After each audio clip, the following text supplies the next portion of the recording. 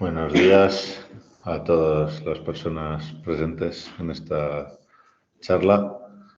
Gracias a la organización por haberme invitado en este sexto congreso ICSC CITES, celebrado en México, en las ciudades de México, Ciudad de México y Cuernavaca.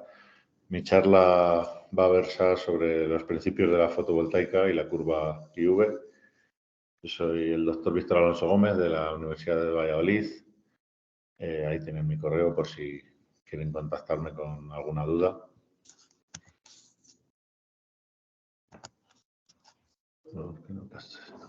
Bien.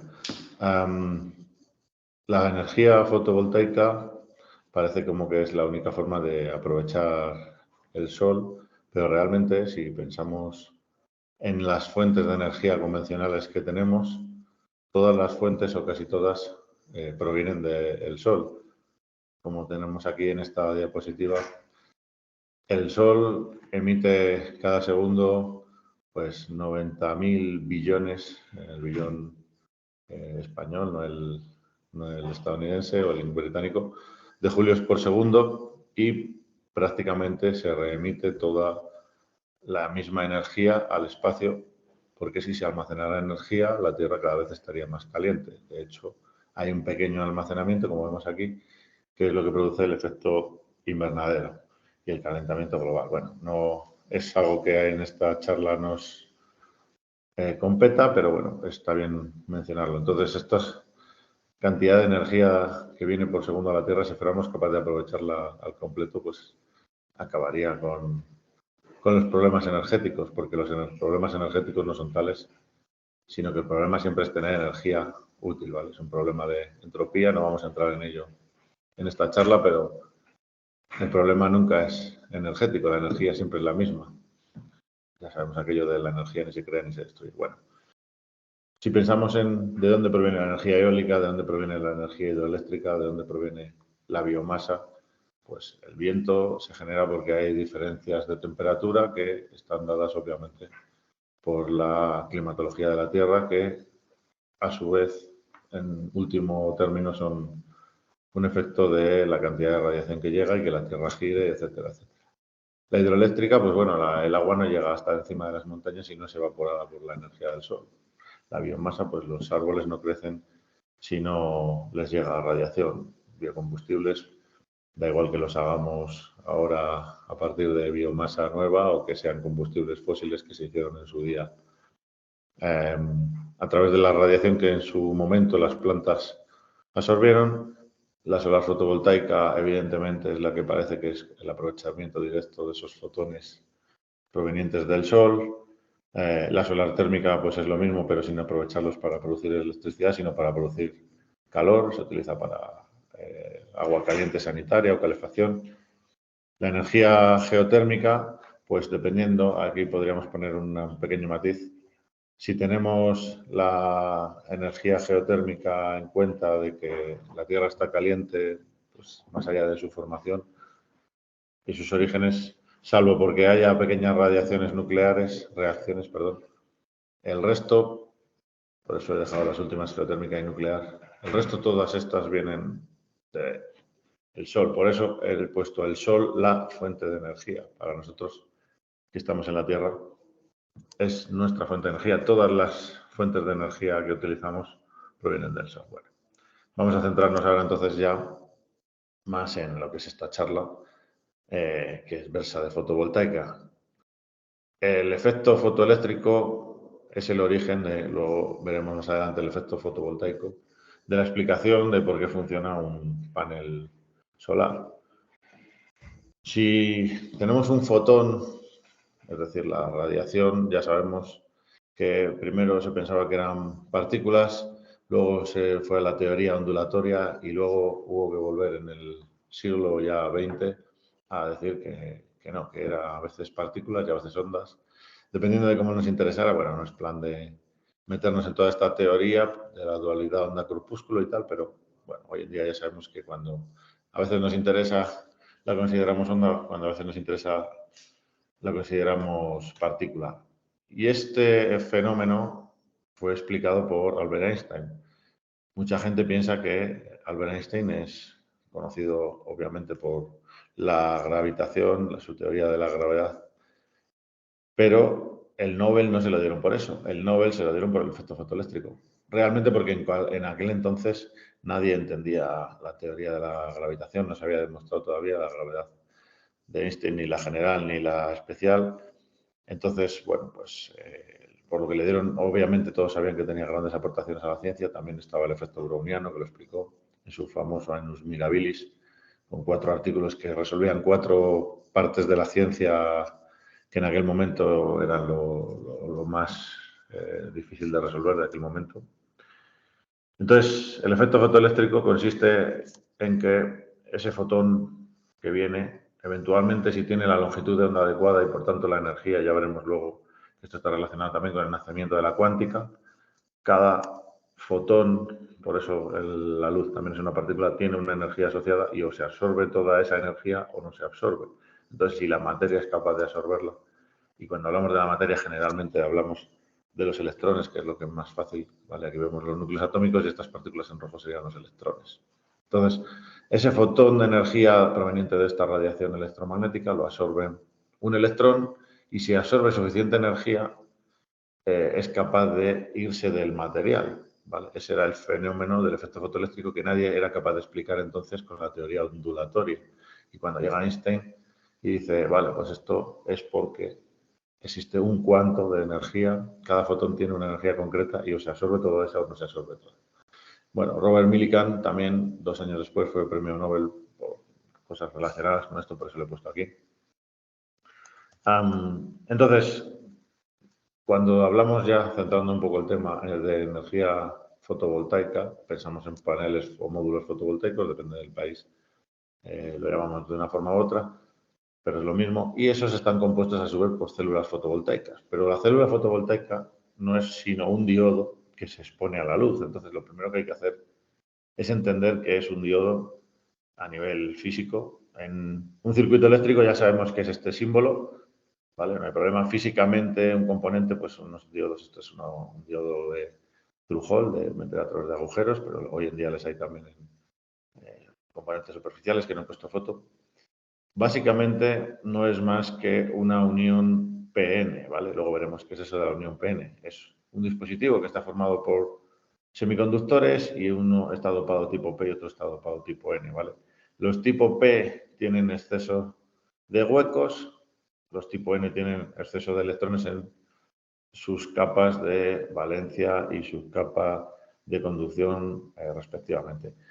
Ya veremos luego también qué es lo que pasa. Bueno, cuando uno une un material semiconductor dopado tipo P con otro semiconductor dopado tipo N, en la zona de interfaz entre las dos, lo que pasa es que como aquí sobran electrones que están en la capa de conducción y aquí hay huecos a los que pueden caer, ¿vale? No son más que niveles energéticos donde pueden caer los electrones, pues resulta que caen ahí. Y en esa zona central se produce un vaciamiento de carga, luego lo veremos con más detalle también, y se produce un campo eléctrico. Entonces, bueno, esto que aquí vemos, que físicamente no es más que una resina epoxi negra puesta por fuera para que precisamente no le dé la luz, porque queremos que sea un diodo, luego veremos que la célula fotovoltaica lo que sí queremos es que le dé la luz y se diseña totalmente de otra forma. Esto es un circuito, o sea, esto es un diodo para poner en un circuito y rectificar una señal. Ya veremos cómo es la curva de un diodo más adelante. Bueno, pues aquí vemos el cátodo, el ánodo, que son los mismos que aquí, y internamente tendría esto. Bien, entonces para explicar cómo funcionan esos semiconductores, ese tipo P, ese tipo N y todo eso, primero tenemos que saber qué es un semiconductor. Y la palabra lo dice bastante bien. Semiconductor es que está a medio camino entre un conductor y lo que no es un conductor, que sería un aislante o un dieléctrico, ¿no? Entonces, semiconductor, ¿por qué semiconductor? Pues aquí podemos ver, aquí vemos con insulator, aislantes, vemos varios aislantes, glas, vidrio, óxido de níquel, diamante, tal, bueno, cuarzo fundido, y vemos cómo la resistividad es muy alta, ¿vale? Esto es una escala logarítmica y entonces vemos cómo tiene resistencias del orden de 10 a la 10, 10 a la 12, 10 a la 14 ohmios por centímetro. Y vamos al contrario, la conductividad, que es el inverso, son en siemes por centímetro. Entonces, tienen muy poca conductividad, es decir, tienen mucha resistividad. Estos son aislantes, estos son conductores. Buenos conductores tienen poca resistividad porque conducen muy bien. Bismuto, platino, aluminio, cobre, plata. Y aquí vemos esta zona intermedia que son semiconductores, germanio, silicio, arsenuro de galio, fosfuro de galio, sulfuro de cadmio. Bueno. Entonces, cuando uno no es plan aquí de meter una teoría enorme de física de semiconductores, pues bueno, esto todo, cuando uno hace una red cristalina perfectamente cristalina, salen las ecuaciones de Bloch, no he querido meter aquí, que es lo que resuelve cuáles son los estados energéticos. Entonces, este eje vertical nos dice estos son los niveles energéticos disponibles. Esta línea punteada es el nivel de Fermi y entonces eso sería como la energía promedio que tendría ese sistema a una determinada temperatura, ¿vale? Todo esto es mucho más complejo, como digo, pero bueno, vemos que un metal tiene, esto sería la banda de conducción, tiene parte de su banda de conducción ocupada, de tal manera que esos electrones han saltado a ser libres, ¿vale? Aquí habría que explicar pues, las diferencias entre el enlace iónico, el enlace covalente, el enlace metálico. Bueno, todos sabemos que al final los unos en el enlace iónico, unos dan los electrones al otro y entonces uno queda cargado positivo y otro queda negativo y por atracción esa molécula permanece unida. Eso pasa en las sales. En los enlaces covalentes comparten los electrones que tienen hasta cerrar su estructura de gas noble y en los metálicos lo que se forma es esa nube de electrones que nos han contado siempre en cursos más inferiores. Bueno, pues en un metal hay electrones aquí en la capa de conducción que pueden moverse libremente casi por el material. En un aislante todos los electrones están en la capa de valencia, en los niveles, mejor dicho, de valencia, y ninguno en los niveles de conducción que estarían aquí arriba, por eso no pueden conducir fácilmente, por eso está aislado. Y en los puntos intermedios tenemos un semiconductor intrínseco donde la diferencia entre estos dos niveles es más pequeña y aquí vemos que hay un cierto gris, como que alguno de los electrones habrán pasado aquí, vale, ya veremos. Si está dopado tipo P, si está dopado tipo N, es distinto. Bueno, y los metales no vamos a entrar en ellos aquí ahora, pero pasa que hay un solapamiento total entre las bandas de valencia y conducción. Bien, ¿qué elementos son los que permiten hacer semiconductores? Pues es más o menos esta zona, ¿vale? Aquí a la derecha he cogido una gráfica en la que han marcado unos cuantos, pero realmente algunos más. El nitrógeno y el boro se pueden utilizar también para semiconductores, ¿vale? Como no sé si hemos visto ya, pero veremos luego. Entonces, el tema es que, bueno, pues sin entrar en cómo son los orbitales cuánticos y todas estas cosas, luego veremos la regla de Sarrus de llenado, que tiene que ver con el principio de exclusión de Pauli. Pues la columna esta, 4, ¿vale? Aquí vemos el grupo 4 de carbono. Tiene 4 enlaces en su última capa, entonces o le sobran 4 o le faltan 4. Por eso normalmente estas moléculas tienden a compartir, ¿vale? Cuando tenemos las columnas 1 y 2, que aquí les sobran 2, normalmente les sale mejor darles esos electrones. Y tenemos aquí las columnas 7 y 8 que les faltan 1 o 2. Lo que hacen normalmente es, pues el cloruro de sodio, sabemos, que es la sal común, pues este le sale mejor coger un electrón y quedarse con la estructura de gas noble, y al sodio le sale mejor darle ese electrón al cloro y tal. Eso sería un enlace iónico. Pero estos suelen ir a enlaces covalentes, ¿vale? Entonces, bueno, como vemos aquí, todos esos materiales nos permiten hacer muchos semiconductores. Algunos de manera intrínseca, ¿vale? El silicio y el germanio son materiales que por sí mismos ya pueden ser semiconductores, ¿vale? Estos de la columna 4 en principio podrían serlo. El carbono, el problema es que es demasiado aislante, pero hoy en día cada vez se hacen más semiconductores de diamante. Es caro, pero bueno, hay que doparlo adecuadamente y tal. Tiene un gap energético entre la banda de valencia y la de conducción muy elevado, ya lo veremos luego qué es eso. Y para cuando yo quiero hacer otros semiconductores, lo que tengo que hacer es, por ejemplo, coger uno de la columna 5 y uno de la 3. Y entonces en promedio es como que tienen 4. Y así yo tengo un semiconductor cogiendo uno de 5 y uno de 3, uno de 5 y uno de 3, incluso se puede coger uno de 6 y uno de 2, etcétera, ¿vale? Luego hay aleaciones con variaciones. Bueno, pues todo eso están. Carburo de silicio, estos los dos son de 4. El nitruro de galio, pues unos del 3 y otro del 5. InGaAs ya son combinaciones ternarias, teleruro de cadmio. Bueno, la mayoría de los que he puesto aquí son los más utilizados, hay infinidad de ellos, ¿vale? No, aquí había puesto un enlace, pero no merece la pena entrar. El silicio, que lo he puesto marcado en negrita, es porque es el semiconductor por excelencia. El germanio permite muchas cosas ser más fácil, pero hay mucha menos abundancia. El nitruro de galio hoy en día está muy de moda porque para determinadas velocidades de conmutación permite hacerlo muy bien. Entonces, por ejemplo, está muy de moda en los cargadores de los móviles.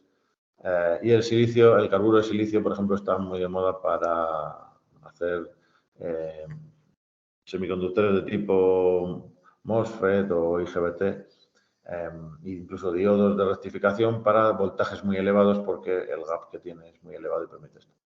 He puesto el InGaAs, por ejemplo, porque en la charla que dará Alberto también acerca de electroluminiscencia en paneles fotovoltaicos, pues la cámara tiene un sensor de InGaAs que ve muy bien en el infrarrojo y no ve bien en el visible, como si pasa en los sensores de silicio, que son los que llevan pues, nuestros móviles para las cámaras.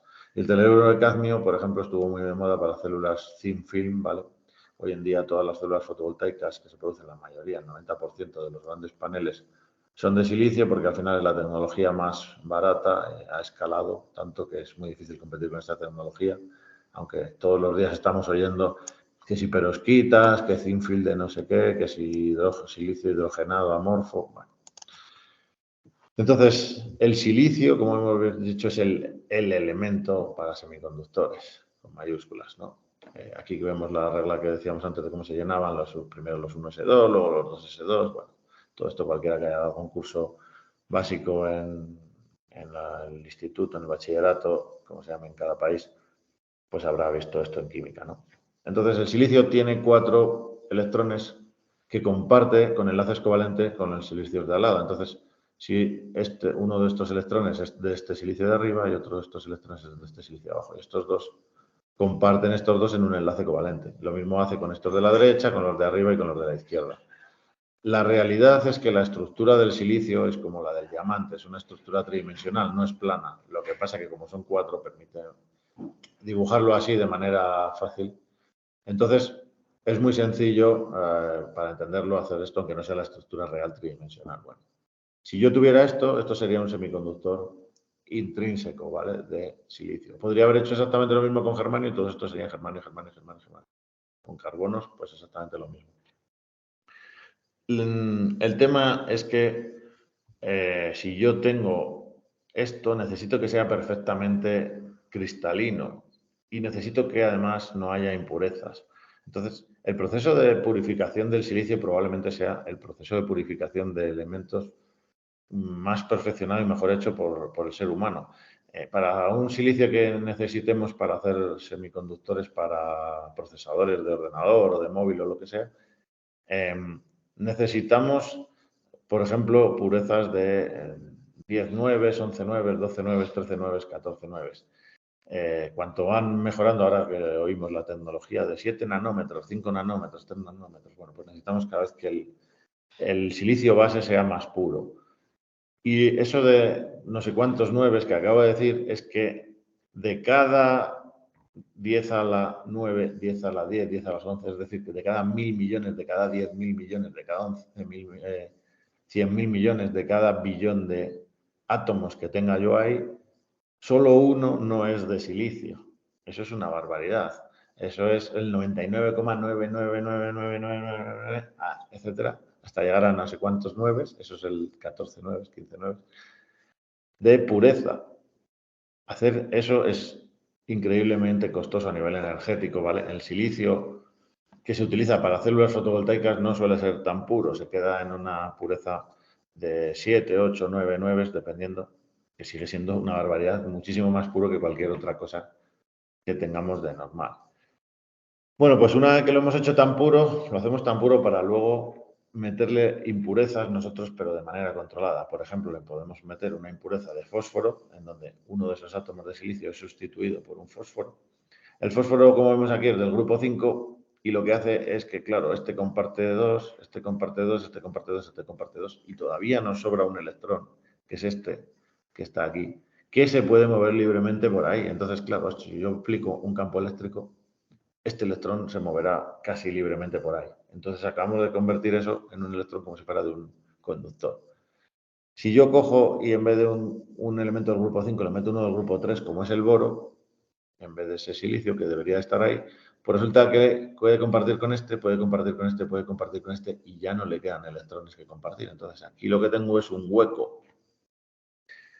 El hueco realmente es la ausencia de un electrón compartiendo aquí, pero es que este electrón que está aquí eventualmente puede llegar a saltar aquí y entonces ese hueco moverse aquí. Pero es que luego este electrón que está aquí podría llegar a saltar aquí, entonces este hueco estará aquí. Entonces al final se trata también como que fuera una partícula que tiene la carga contraria al electrón. Si la del electrón es negativa, la del hueco es positiva, por eso aquí pone más. Y que se mueve. Se mueve más despacio generalmente que los electrones, salvo que el dopado sea altísimo en el P, y entonces la velocidad de los huecos es más alta que los electrones, pero generalmente no. Bueno, entonces, ¿tenemos una partícula o tenemos dos partículas? Pues, bueno, esto es una discusión que es absurda. Lo que necesitamos es que nuestra formulación matemática funcione.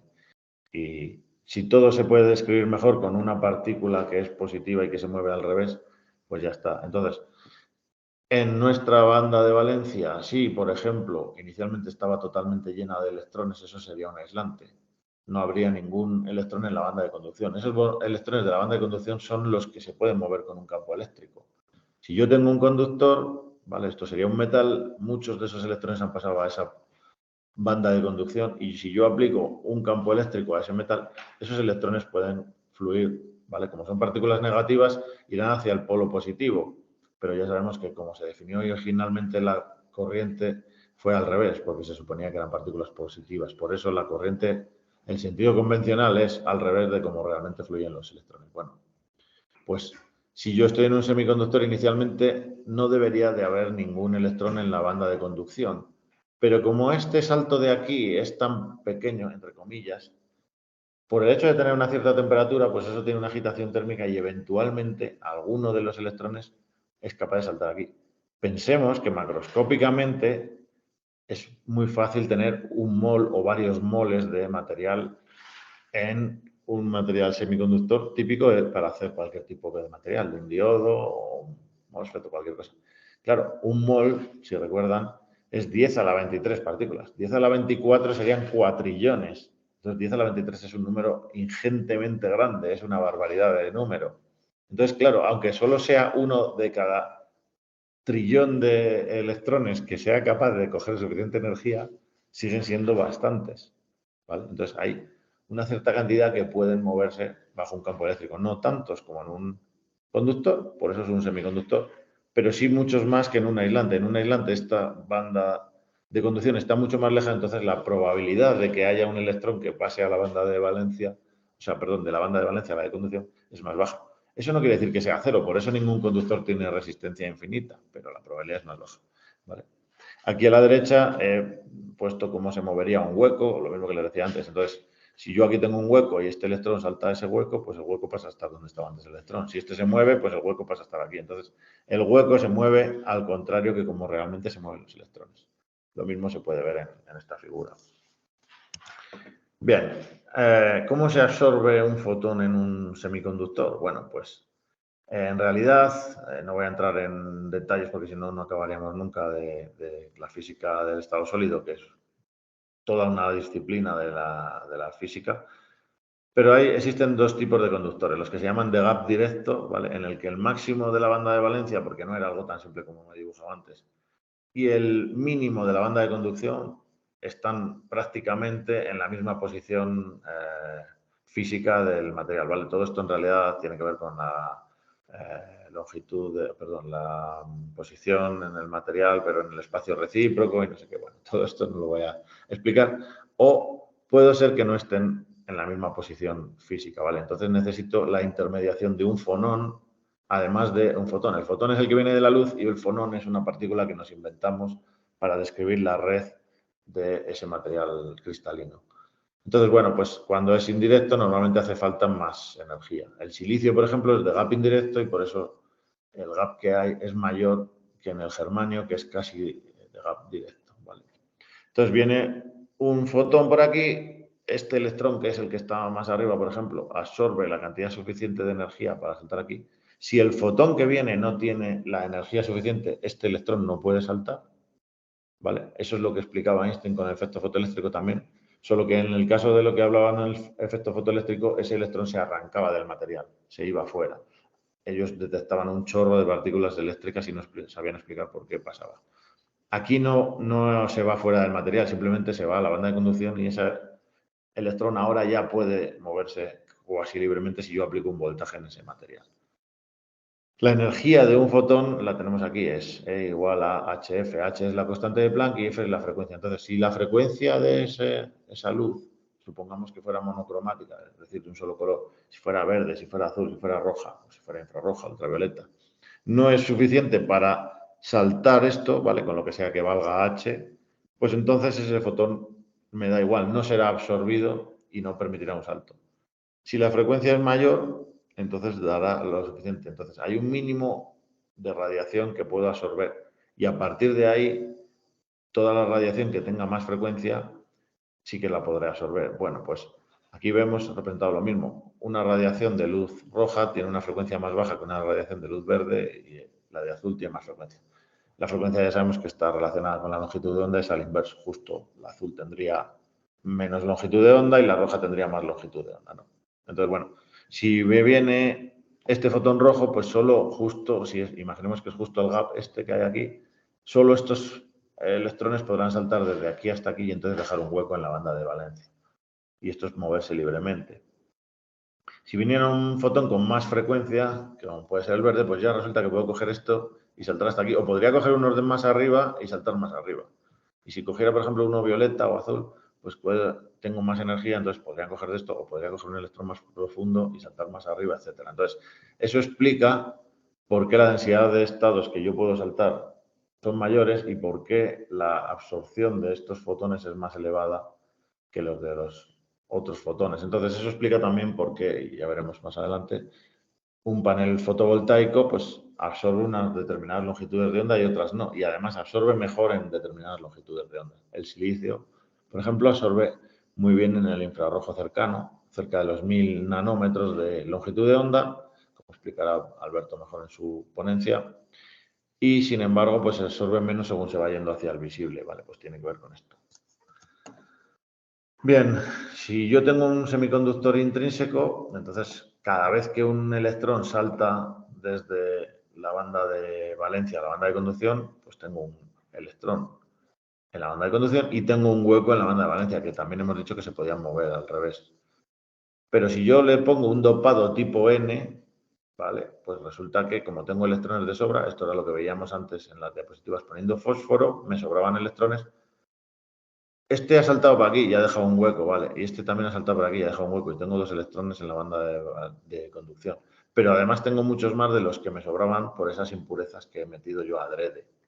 Y si le dopo tipo P pasa lo contrario, como lo que me sobraban era huecos porque me faltaban electrones con el boro. Teníamos 3 electrones, no podíamos. Había un cuarto que nunca tenía.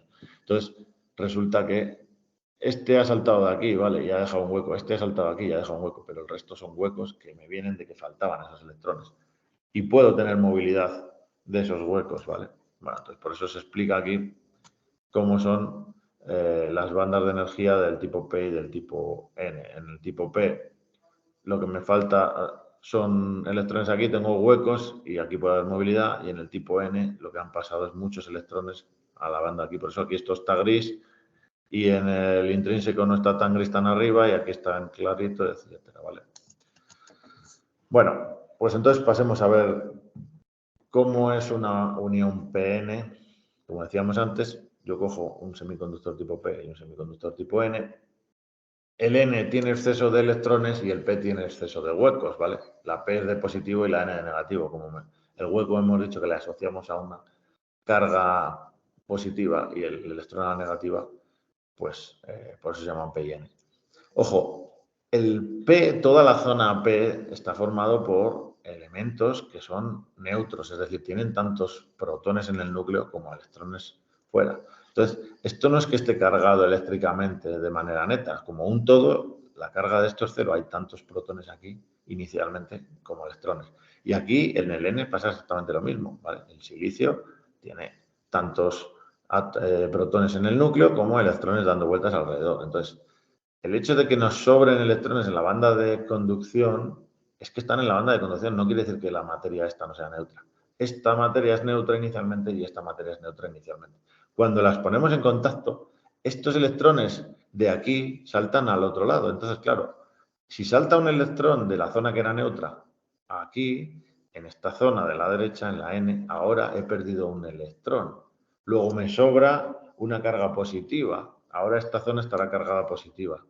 Y en donde ha venido el electrón, como era inicialmente neutro, pues ahora tengo una partícula negativa más. Luego esta zona estará cargada negativa, ¿vale? Esto se ejemplariza aquí con que me han venido estos electrones y aquí se han ido de aquí. Entonces esta zona de vaciamiento de carga espacial, lo que pasa es que tiene un campo eléctrico porque aquí tengo exceso de cargas positivas y aquí tengo exceso de cargas negativas. Entonces, el campo eléctrico siempre va a lo que haría una carga positiva si yo la dejara aquí. ¿Hacia dónde se iría? Hacia aquí, ¿vale? Porque aquí hay exceso de cargas positivas, va a querer irse hacia donde hay exceso de cargas negativas. Entonces, ¿qué pasa? Que cuando yo tengo un diodo ya formado y esa zona de vaciamiento espacial intermedio, si yo quisiera hacer circular un electrón en un sentido o en otro, en un sentido se me va a favorecer y en el otro lado no va a poder. Por eso cuando yo conecto un diodo en polarización directa, pongo el más hacia la zona P y el menos de mi batería hacia la zona N, resulta que este electrón que he arrancado de la zona P porque esté aquí, ya hay uno libre, a lo mejor eventualmente, resulta que viene hacia la zona positiva. Tiene que continuar por aquí para cerrar el circuito. Bueno, cuando entra por aquí, este electrón ve este campo eléctrico que tengo aquí y dice, ah, perfecto, voy a ir en contra del campo eléctrico porque me están forzando.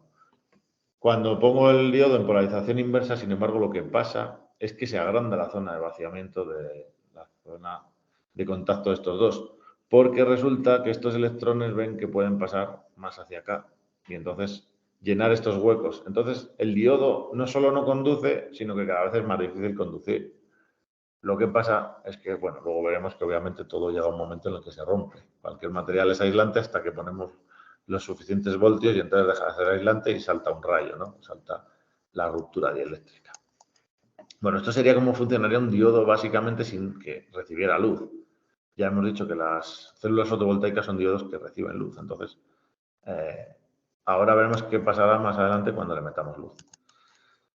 Si yo le meto luz a esa unión PN, lo que pasará es que dependiendo en qué zona de esas tres partes, si es en la zona P, en la zona intermedia, la depletion region que llama aquí, la zona de flexión, o la zona N, pasarán cosas distintas. Imaginemos que se absorbe aquí un fotón. Bueno, aquí ya había huecos en la zona P. Si absorbo un fotón en un electrón que estaba en la banda de conducción, perdón, en la banda de valencia, salta a la banda de conducción. Pero resulta que está rodeado por huecos por todos los lados. Entonces es muy fácil que cuando intente moverse por este material, enseguida se encuentre con un hueco y caiga a ese hueco, porque la materia siempre quiere ir al estado básico de energía, ¿vale? Al estado más bajo. Entonces, la probabilidad de que un electrón que se genere aquí yo lo pueda extraer y generar esa corriente eléctrica que veíamos antes es baja. De hecho, vemos aquí estas curvas de cada vez es más baja según me voy hacia la parte de la izquierda, que es donde estaría el final del material. Si me voy al otro extremo me pasa lo mismo. Resulta que aquí formo un electrón y un hueco. Pero este hueco que se intenta mover, resulta que enseguida se encuentra con el electrón y se aniquilan, ¿vale? Esto se llama la aniquilación para el hueco electrón hueco. Y entonces también es más difícil sacar ese hueco o que venga un electrón aquí y se encuentre con ese hueco, porque se aniquila mucho antes. Esto tiene que ver con el tiempo de vida medio de los portadores. Entonces, la zona de más eficiencia para poder sacarlo, para poder sacar esa corriente eléctrica, que es lo que queremos de una célula fotovoltaica, está en esta zona intermedia, en la zona de vaciamiento, la zona de flexión. En esto, cuando se forma el par electrón-hueco, uno se mueve para un lado y otro se mueve para el otro, ¿vale? El electrón se va a ir a la zona donde ya hay electrones, ¿vale? Va a haber aquí un potencial positivo y va a decir voy a ir hacia el positivo, porque el electrón se mueve al contrario que las partículas positivas, va a ir hacia acá. Cuando esté aquí no va a tener con quién aniquilarse, entonces va a ser fácil extraerlo. El hueco se va a venir para acá. Aquí ya hay muchos huecos también, con lo cual no se va a encontrar con el electrón. Entonces, la zona más probable donde absorber un fotón de energía me permita generar esa electricidad que queremos más adelante, pues está en la zona de flexión, en la zona del medio. Además, esto hace que la corriente que se me vaya a generar ahí sea de manera natural corriente continua, porque siempre van a irse los electrones hacia acá, siempre van a irse los huecos para acá, no puedo hacerlo al revés. Bueno, la curva IV de un diodo normal sin luz, la curva ideal sería algo así como no conduce nada hasta que llego a un voltaje, el voltaje de conducción en directa, que tiene que ver con ese campo eléctrico en la zona de vaciamiento. Entonces, esto únicamente tiene que ver con el material. Bueno, tiene que ver un poco con la temperatura, pero sobre todo con el material. Luego ya veremos, para el silicio anda cerca de los 0,7 voltios, para el germanio son 0,4 voltios, algo así. Entonces, idealmente, hasta que yo no le aplique 0,7 voltios en directa, no conduce. Si le aplico en inversa, ya veis, no conduce nada. Si cambio la polaridad, conduce a partir de aquí. Y a partir de aquí conduciría infinito. La curva real no es esa. La curva real, obviamente, es que cuando empieza a conducir, no conduce de golpe, cada vez conduce más, ¿vale? Sí que tiene una pendiente muy elevada, es una exponencial, aquí no está dibujada tan exagerada, pero bueno, eso pasaría. Cuando no debería conducir nada aquí, esto está acá, en la realidad, esto está exagerado, este gráfico, debería ser casi cero, ¿vale? Si estos son amperios, estos serían, pues yo qué sé, microamperios o miliamperios, no llegarían. En la zona inversa pasaría un poco lo mismo, esto está exagerado, estaría casi pegado todo al cero, casi no conduce nada, hasta que le pongo tanta corriente inversa que lo rompo. Estoy forzando a los materiales tanto con voltaje que al final todo acaba conduciendo, ¿vale? Tendría la ruptura dieléctrica. Hay diodos que se diseñan para trabajar en esta zona, la zona de avalancha, los diodos Zener, ¿vale? Pero bueno, no es nuestro caso ahora. Nosotros, ¿cómo hacemos un panel fotovoltaico a partir de esto? Bueno, pues ese diodo, que como decimos, bueno, la curva sería, si yo le aplico aquí voltaje positivo y aquí le aplico un negativo, estaría en esta zona de voltaje positivo, pues cuando entre aquí y aquí le ponga 0,7 voltios, si es silicio, pues esto sube, ¿vale? Aquí vemos 0,65 más o menos para una unión PN de silicio. Para un silicio Schottky es más bajo, pero bueno, esto tiene una unión con un metal.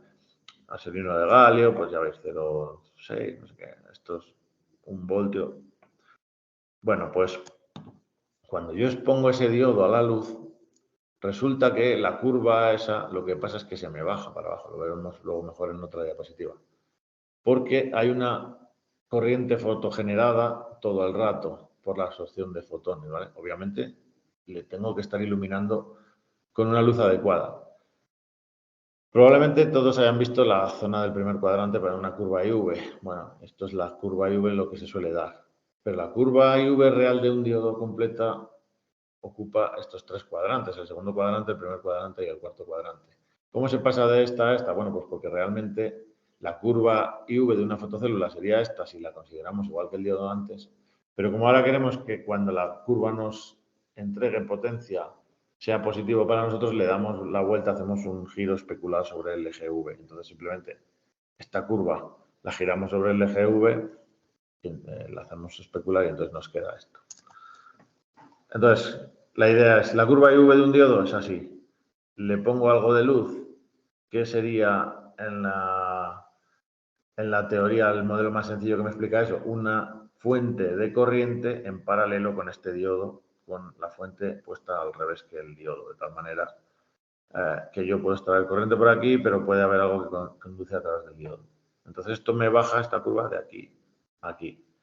Si le pongo más luz, resulta que esa fuente de corriente emite más corriente. La IL es la corriente fotogenerada. Entonces parte se va por el diodo y parte sale fuera. Aquí es donde yo pondría mis terminales. ¿Vale? Aquí yo pondría una resistencia y sería mi carga. Yo pongo una bombilla o algo, lo que sea. Aquí, si mi panel fotovoltaico fuera esto, pues estos son los extremos de mi panel fotovoltaico. Aquí sería el más, aquí sería el menos y aquí esta es la energía que aprovecho. La ecuación que rige esto es esta, ¿vale? Es una ecuación exponencial. Luego veremos que hay otras formas de ponerlo también. Una resistencia serie y paralelo. Es una ecuación complicada, además no se puede despejar bien del todo una variable de la otra, pero bueno. No vamos a entrar en muchos más detalles, lo quería a nivel divulgativo. La curva entonces en el primer cuadrante, que es la que se suele dar cuando se coge con un trazador IV y se coge un módulo y entonces para ver si está bien o está mal eléctricamente, pues es de este estilo, la curva verde. Y está caracterizada por el VOC, que es el voltaje de circuito abierto. Esto quiere decir que cuando no hay nada conectado entre los dos extremos de nuestro módulo fotovoltaico, de la célula fotovoltaica, pues llegaría aquí, no saca nada de corriente, porque hay resistencia infinita entre esos terminales. El otro extremo contrario es el ISC, la corriente de cortocircuito. Yo cortocircuito los dos, el más y el menos, de la célula del panel. Saca toda la corriente, pero no saca voltaje. Entonces, en ninguno de estos dos puntos sale potencia, idealmente, ¿vale? Si tengo corriente cero o si tengo voltaje cero, potencia es V por I, no sale. Entonces, yo quiero moverme por aquí y entonces, pues, según voy bajando corriente, voy subiendo voltaje. Hay un punto en el que está la máxima potencia. El producto de estas dos cosas, de la corriente y el voltaje, es máximo. Ese es el punto de máxima potencia. Ahí tengo la corriente de máxima potencia y el voltaje en el punto de máxima potencia. Además, se suele definir la resistencia característica como el inverso de estos voltajes, ¿vale? Como esto es una I en corriente en el eje vertical y voltaje en el horizontal, pues tengo que hacer el inverso para que me dé la resistencia según la ley de Ohm. Y también se suelen definir la resistencia serie y la resistencia paralelo, que ahora veremos que corresponden a estos tramos, a las pendientes en estos tramos de la curva. Bien, si yo tengo más o menos corriente, ya hemos visto antes que me subía más o menos. En esta curva, pues si yo tengo poca irradiancia, ¿vale? La irradiancia es la cantidad de energía que hay por metro cuadrado proveniente del sol, normalmente, porque para eso son paneles fotovoltaicos. En laboratorio le podríamos iluminar con una bombilla o con LED, pero obviamente lo que queremos es aprovechar la radiación solar. Entonces, 1000 vatios por metro cuadrado suele ser la energía normalizada, ¿vale? Que se considera. Habrá sitios donde hay más, habrá sitios donde hay menos, eso también depende de las horas del día, pero bueno. Entonces el efecto es cuanta más radiación hay, más me sube la corriente, pero además hay un pequeño cambio en el VC. Aquí está muy exagerado, no es tan, el cambio en el VC es mínimo, ¿vale? Y de hecho luego se definen también unos parámetros de alfa, beta y gamma de cuánto cambia la corriente con la temperatura. Entonces este efecto no solo está dado por la irradiancia, sino también por la temperatura. Cuanto más temperatura tiene, más baja la eficiencia de los paneles porque al final, bueno, pues todo esto que hemos visto antes de que si saltan electrones de la banda de valencia a la banda de conducción. Aquí además tenemos reflejadas las curvas de potencia, ¿vale? En esta que empiezan así con pendiente. Entonces, ¿dónde voy sacando yo más potencia? Pues en estas zonas normalmente donde hace este recodo la curva IV del panel, ¿vale? Como están aquí representadas, estos son los puntos de potencia máxima. Entonces, las curvas de potencia, pues harían eso. Saco cero cuando no saco voltaje, saco cero cuando no saco corriente y entonces, bueno, tiene un máximo en esta zona. Esto sería una curva de una célula o de un panel que esté perfecto todas sus células. Luego puede pasar que algunas de las células estén mal. Daré alguna pincelada sobre esto. Bueno, entonces, ¿cómo afectan la resistencia serie y paralelo? Vale, este es el modelo de un diodo de una célula fotovoltaica. Es el modelo más simple que existe. Hay modelos más complejos, con dos diodos, con más resistencias en paralelo, con capacitancias en paralelo, en serie, etcétera. Como veíamos antes, teníamos nuestro diodo y nuestra fuente de corriente. Y además, por el efecto de que este diodo es ideal, hay que añadirle otras resistencias. Pues hay una resistencia de Shunt o resistencia en paralelo, como vemos aquí está en paralelo con el diodo, y una resistencia en serie que es lo que hace que nos limitaría la máxima corriente que yo podría sacar de mi panel. Recordemos que aquí es de donde yo me conecto. Entonces, la resistencia en serie afecta a una zona de la curva, que es esta. La resistencia en paralelo afecta a la otra. Entonces, la curva ideal de una célula sería esta en rojo. Si yo tengo resistencia en paralelo, el shunt aquí, resulta que me baja esto, la pendiente en esta zona. Lo que debería ser casi horizontal, de repente me baja. Esto hace que el punto de máxima potencia tenga menos potencia, porque el producto de la corriente y el voltaje es menor. Si voy a la resistencia en serie, pues lo que me cambia es la pendiente de aquí. La roja sería la ideal y la pendiente esta hace que también el punto de máxima potencia baje. Entonces, lo ideal es tener una resistencia serie lo más pequeña posible y una resistencia paralelo lo más alta posible para que no haya fugas por aquí de corriente y para que por aquí pueda sacar la máxima corriente posible. Claro, como un panel tiene varias células en serie, los paneles actuales normalmente tienen 72 los que se ponen en plantas fotovoltaicas, hay también paneles de 60 o menos, Pues como tengo un montón de células en serie, claro, lo que necesito es que todas estén bien, porque si una no está bien, como están en serie, la corriente que va a ir por todas es la misma. Si yo tengo mismatch, ese efecto de que no están igual, aunque estén razonablemente bien, pues una va a hacer trabajar a la otra en algún punto que no es el óptimo. De hecho, si tengo dos en serie, la misma corriente, pues el diagrama que se suele utilizar es esto, le doy la vuelta a una de las dos y entonces me dice, en el caso extremo puedo hacer que trabaje en este punto y si esta celda 2 trabaja en este punto, porque la corriente, como ven aquí, de esta célula y de esta es mucho más elevada la de esta que la de esta, pues para que las dos tengan la misma, esta se está comiendo parte de la corriente de esto. Y esta zona está haciendo que disipe calor. La célula 2 aquí se estaría calentando, que luego podría ser un efecto que daría en un hotspot. Si yo sombreo una de las células, me pasa lo mismo. Esa célula igual está perfecta, pero como solo una parte está funcionando activamente, no es capaz de producir esos electrones que hemos visto antes absorbiendo fotones. Entonces esa corriente se reduce muchísimo. Con lo cual todas estas solo pueden sacar por esta línea en serie la que deja esta, pero esta está comiéndose lo de todas estas. Entonces este es un caso dramático que acaba en un hotspot porque esta tiene que disipar toda la potencia de las otras. Por eso se suelen añadir diodos de bypass. En esta gráfica podemos ver esta animación. Si estuvieran bien las células tendríamos esto, pero si una célula está sombreada, esta va a marcar cuál es la corriente que fijan. Entonces, todas las demás tienen que llevar esta a el punto de trabajo y el punto de trabajo para esta célula es que disipa toda esta energía. Entonces, ¿qué hacemos? Si ponemos un diodo en paralelo con un montón de células en serie, minimizamos este efecto. La curva IV entonces tiene unos saltos que, bueno, pues son muy típicos, pero lo que evita es que esas células se calienten muchísimo, ¿vale? Ahora la potencia se divide entre la potencia que se disipa en la célula, que como vemos se ha reducido mucho, y en el diodo también se disipa potencia. Esto puede hacer que luego los diodos se sobrecalienten y se acaben estropeando. Si se acaba estropeando, pues entonces volveremos a la situación anterior y se acabará estropeando también la célula. Bueno, también nos pasa cuando tenemos en paralelo. No es habitual en paneles con células completas tener células en paralelo. Ahora se ha puesto muy de moda poner medias células en paralelo que están luego puestas en serie. Entonces, bueno, lo que sí que se tiene a veces es paneles en los que tenemos strings enteros en serie y luego otros strings enteros en serie, pero en paralelo con los otros. Los diodos aquí actuarían, si tengo un módulo, por ejemplo, sombreado, de tal manera que permitirían el paso de la corriente y entonces se podría llegar a inyectar desde los paneles que están produciendo más a los que están produciendo menos. Eso produciría un calentamiento de aquí y los estropearía. Para eso, en las plantas fotovoltaicas se suelen poner diodos de bloqueo en los strings que están en paralelo. La estructura, por ir terminando y dar ya unas pinceladas de cómo se fabrica una célula fotovoltaica. La estructura habitual de una célula fotovoltaica es de este estilo. Hay muchísimas formas, a veces la N está abajo y el P está arriba, a veces el N es más ancho, el P más pequeño, pero lo más habitual hoy en día es de este estilo.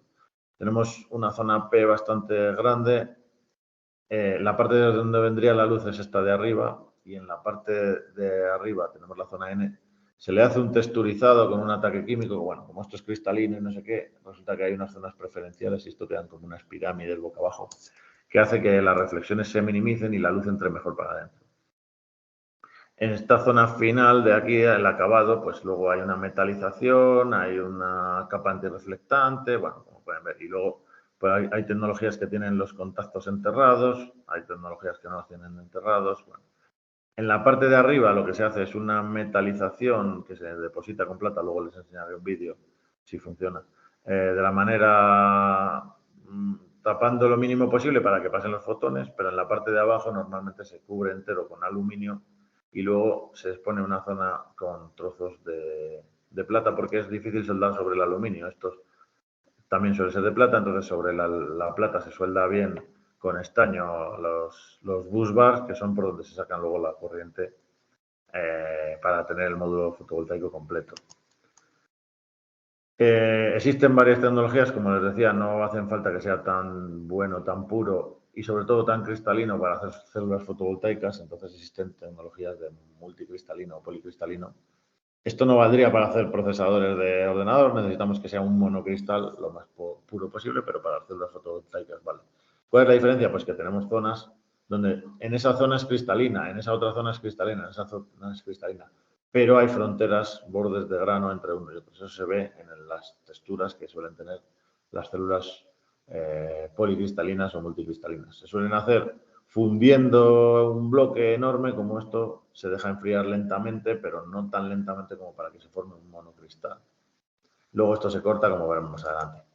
Si se quiere hacer una célula monocristalina, lo que el proceso Choklasky o Cholesky, no sé cómo se pronuncia, lo que hace es coger una semilla originaria que está orientada en una dirección cristalina concreta, se pone ahí y entonces se mete en una colada entera fundida de silicio ultra puro en una atmósfera inerte y entonces se va girando a la vez que se va tirando muy poco. Al principio se forma este hilo, luego se ensancha un cuello y luego se va haciendo todo esto muy lentamente, de tal manera que se forma un lingote entero que es monocristalino, o idealmente debería ser monocristalino. Aquí vemos este lingote pesa cientos de kilos y está colgado solo de este hilo minúsculo, porque al ser tan cristalino aguanta muy bien las fuerzas de tracción. Si le diéramos un golpe esto partiría porque es muy cristalino, igual que un diamante si le damos un martillazo, pero es muy cristalino, ¿no? El diamante es muy duro también. El silicio no sé qué dureza tiene, creo que 7 o 8, pero bueno.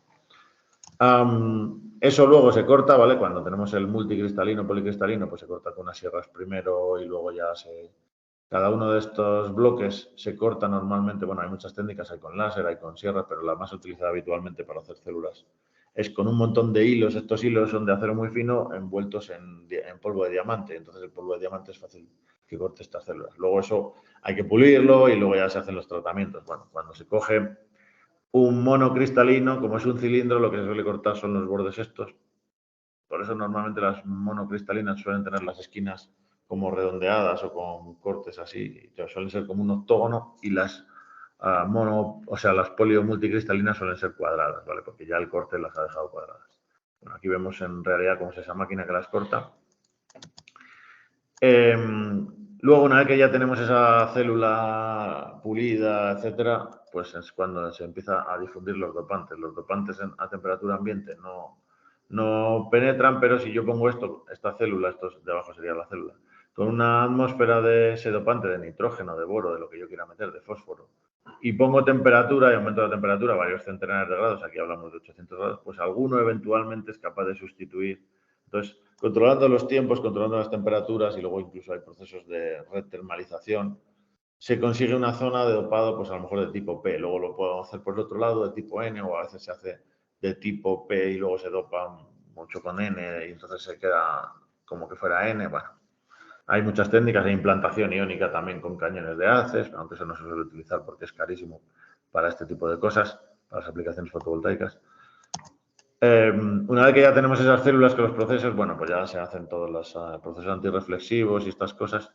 Y luego lo que tenemos, no sé si me funcionará el vídeo aquí, sí, es cómo se pone esa máscara, ¿vale? De plata, que como vemos es simplemente pues como se hacen las camisetas o las placas de circuitos, también se hacen con un proceso de silk screen, ¿no? Se hace una máscara en la que cada célula pasa por abajo y hay esa cosa gris es una mezcla de plata para poder dejarlo ahí. Luego se mete a un horno y se seca. Ahí es donde luego se soldarán los contactos que unen unas células con otras. Aquí vemos la parte de atrás en la que primero se pone aluminio entero y se deja una zona para luego poner ahí solo plata. Vale, aquí se ve muy bien. Bueno, estas son células muy viejas porque solo tienen 2 busbar, pero en las nuevas se hacen con muchos más busbar. Pero en esta se veían mejor. Y luego, pues aquí se le aplica la zona de plata para la parte trasera, por ejemplo. Como vemos aquí, esta zona será luego donde se suelden esos 3 líneas, se soldará una línea así horizontal y otra línea en el otro lado. Y bueno, pues para terminar, si consigo pasar de diapositiva. A ver, no me pasa esto. Así.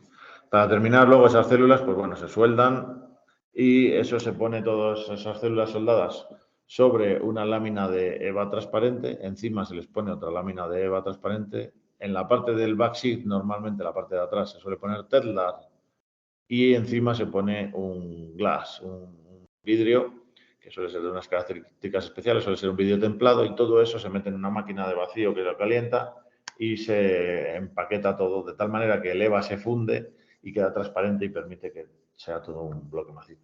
En el caso de que se hagan paneles bifaciales, que ahora cada vez están más de moda, pues la parte de atrás se hace igual que esta parte de arriba. En vez de Teflar se pone otro vidrio y todo eso se lamina con una máquina térmica.